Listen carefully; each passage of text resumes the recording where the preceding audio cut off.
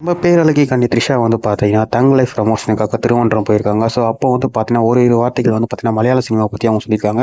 மலையாள சினிமால கண்டிப்பா ஒவ்வொரு வருஷத்துக்கு ஒரு படமாச்சும் நான் பண்ணணும்னு நெனைப்பேன். பட் அன்ஃபார்ச்சுனேட்லா நடக்காது. பட் ஆனா, என் படம் எந்த படம் ரிலீஸ் ஆனாலும் மலையாளத்தில ரிலீஸ் ஆனாலும் சரி, பட் அதுக்கு நல்ல வரவேற்பு கிடைக்குதுன்னு சொல்லியிருக்காங்க. அதேபோல தங் லைஃப்‌க்கும் அந்த ப்ரமோஷன் இருக்கும்னு நான் நெனைக்கிறேன்.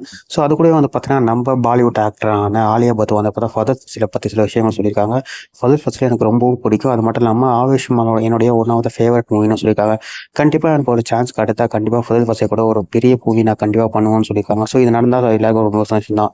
ஸோ, அதுக்கப்புறம் பார்த்தீங்கன்னா, ரீசன்ட் போட்காஸ்ட்ல வந்து பார்த்தீங்கன்னா, நம்ம கமலஹாசன் வந்து பார்த்தீங்கன்னா, தங்க லைஃப்ப பத்தி சில வார்த்தைகள் சொல்லியிருக்காரு. தங்க லைஃப்ங்கிற டைட்டில் வந்து முன்னாடி வச்சது கிடையாது. முன்னாடி பிளான் பண்ணது கிடையாது. அது அன்ஃபார்ச்சுனேட் தான். ஃபர்ஸ்ட்டு வந்து தலைவன் வருகிறான் தான் வைக்கலான்னு இருந்தோம். பட் ஆனா மணிரத்னம் சார் தான் வேணான்னு சொல்லிட்டாரு.